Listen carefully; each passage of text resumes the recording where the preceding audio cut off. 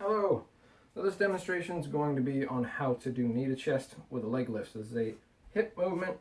Allows you to get some hamstring stretching, some hip flexor stretching. So you're going to come down onto the ground and lay out nice, fully extended. Want to get yourself nice and comfortable here in this position. Make sure you got the hips nice and set to the ground, your head nice and set so everything's in contact. So what you're going to do here is keeping one heel engaged down slightly into the ground. The other leg, you're going to bring your knee up to your chest as far as you comfortably can without compromising the low back. So you don't want to roll the hip off here. You want to keep the pelvis on the ground nice and even, and then you tuck in. And then you extend back out, tap your heel down, and lift the leg. Again, only lift as far as you can keep your hips nicely set to the ground. And then down. Inhale.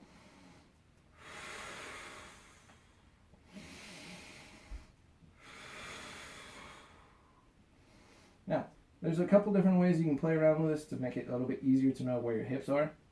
So you can take your thumbs and you can put them on the top of your hip crest right here as you're doing this. And that will let you know if you're twisting your hips up or rotating or moving it anywhere. You want to think about just let your hips not move while you do this.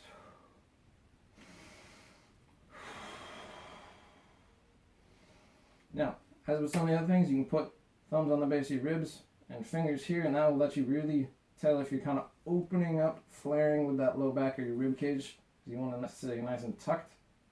Here, extend out, and down.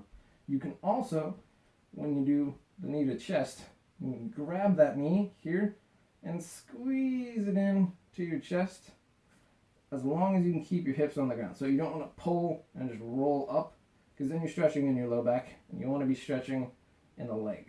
So just squeeze that in, pulling that down, making sure you're keeping this heel down into the ground. And then you extend out and do the leg lift. And down.